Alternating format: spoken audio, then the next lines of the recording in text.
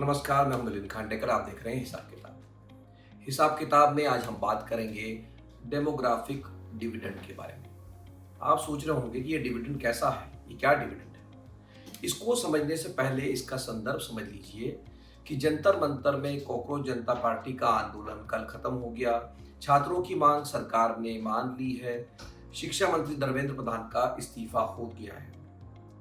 लेकिन इसके बाद जो सबसे बड़ा सवाल, अगर आप उसको इकोनॉमी के नज़रिए से देखें तो ये देश की जो युवा शक्ति है, क्या हम इसका इस्तेमाल देश की बेहतरी के लिए करेंगे, इस डिविडेंड को हम भुनाकर देश को विकसित बनाएंगे या इसको बर्बाद कर देंगे। तो सबसे पहले तो ये समझ लीजिए कि डेमोग्राफिक डिविडेंड होता क्या है। देखिए, डेमोग्राफिक डिविडेंड को जो गिनते हैं वो गिनते हैं देश की वर्किंग पॉपुलेशन से, मतलब कामकाजी आबादी से।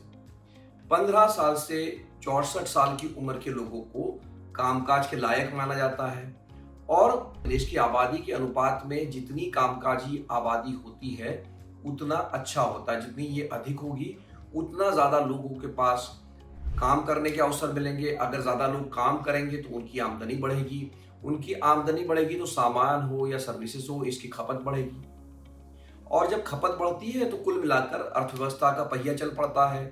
सरकार को ज़्यादा टैक्स मिलता है, सरकार स्वास्थ्य पे खर्चा कर सकती है ज़्यादा, सरकार शिक्षा पर खर्च कर सकती है, सरकार इंफ्रास्ट्रक्चर पर खर्च कर सकती है। तो इसलिए ये जितने ज़्यादा लोग काम करेंगे, जितने ज़्यादा लोग इस वर्किंग पॉपुलेशन में रहेंगे, उतना देश की इकोनॉमी के लिए अच्छा माना जाता है।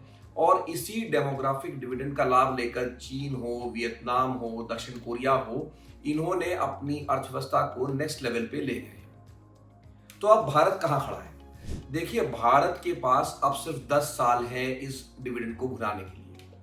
अभी अगर हमारी आबादी 100 है तो 67 मतलब 67 लोग इस कामकाजी आबादी में हैं और 2030 तक ये बढ़ते बढ़ते 69 तक पहुंच जाएगा आंकड़ा। मतलब ज़्यादा लोग कामकाज के लायक होंगे क्योंकि हमारे देश की आबादी युवा है। लेकिन ये जो कामकाजी लोगों की आबादी है ये कोई हमेशा बढ़ने वाली नहीं है। 2035 के बाद से ऐसा अनुमान है कि ये घटने लगेगी क्योंकि देश की आबादी भी कहीं ना कहीं स्थिर होती जा रही है। तो ये जो 10 साल का अवसर है, इसको भुनाकर हम देश की इकोनॉमी को नेक्स्ट लेवल पे ले जा सकते हैं और ये ले जाने की जिम्मेदारी है सरकार की, सबसे बड़ी जिम्मेदारी है सरकार की। और डेमोग्राफिक डिविडेंड कैसे भुनाया जाता है? देखिए, 2 तरह से भुनाया जाता है।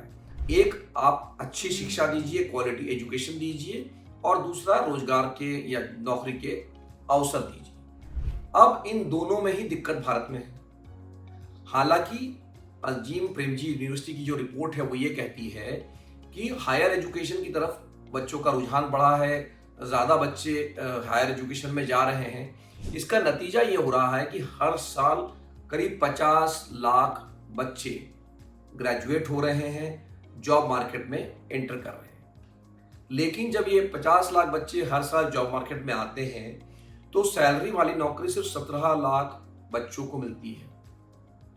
सिर्फ 17 लाख मतलब 1/3। और 11 लाख बच्चे ऐसे होते हैं जिनको कोई और रोजगार नहीं जाता है। लेकिन 22 लाख बच्चे कहाँ जाते हैं इसकी कोई जानकारी नहीं है। मतलब जितने बच्चे ग्रेजुएट हो रहे हैं उतनी नौकरियां हम पैदा नहीं कर पा रहे हैं। यही कहीं ना कहीं युवाओं के बीच में असंतोष का कारण है, उनके गुस्से का कारण। तो अब सवाल ये है कि ये अवसर कैसे पैदा किए जाए, इसका कोई जवाब नहीं है। अब हम जंतर मंतर पर जब लौट के देखते हैं तो सबसे बड़ी मांग क्या है कि शिक्षा प्रणाली में सुधार किए जाए। शिक्षा में जो एजुकेशन के लिए हमको एंट्रेंस एग्जाम हो रहे हैं उसके पेपर लीक रोके जाए। बल्कि अगर बच्चा पास भी कर लेता है, ग्रेजुएट भी हो जाता है, कोई डिग्री भी ले लेता है, जब वो नौकरी करने के लिए जाता है, कोई सरकारी नौकरी, तो वहां पर भी भर्ती परीक्षाओं में पेपर लीक हो जाते हैं, उसमें भी गड़बड़ियां हो जाती है। तो कुल मिला के जो डेमोग्राफिक डिविडेंड को भुनाने की पहली कड़ी है शिक्षा, वहीं कहीं ना कहीं हम लड़खड़ा रहे हैं।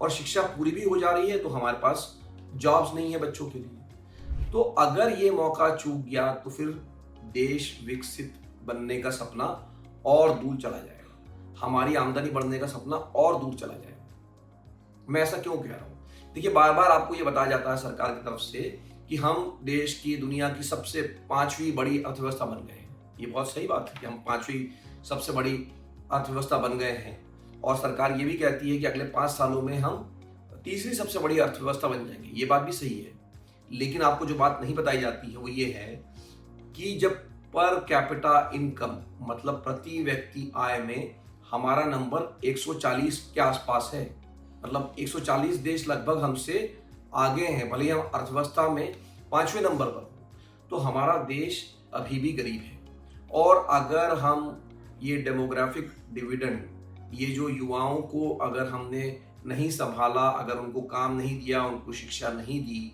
तो ये डेमोग्राफिक डिविडेंड हम बुना नहीं पाएंगे। देश बूढ़ा हो जाएगा, अमीर नहीं हो पाएगा, या अमीर जब होगा तब तक बूढ़ा हो चुका होगा। तो इसलिए मामला सिर्फ जंतर मंतर का नहीं है, मामला सिर्फ इस आंदोलन का नहीं है। सरकार की बहुत बड़ी जिम्मेदारी है कि इस डेमोग्राफिक डिविडेंड का लाभ उठाने के लिए, पूरे देश के लिए इस जिम्मेदारी को निभाए, युवाओं के लिए शिक्षा प्रणाली को सुधार करें और नौकरियों के अवसर भी पैदा करें। हिसाब किताब के इस अंक में मेरी तरफ से इतना ही।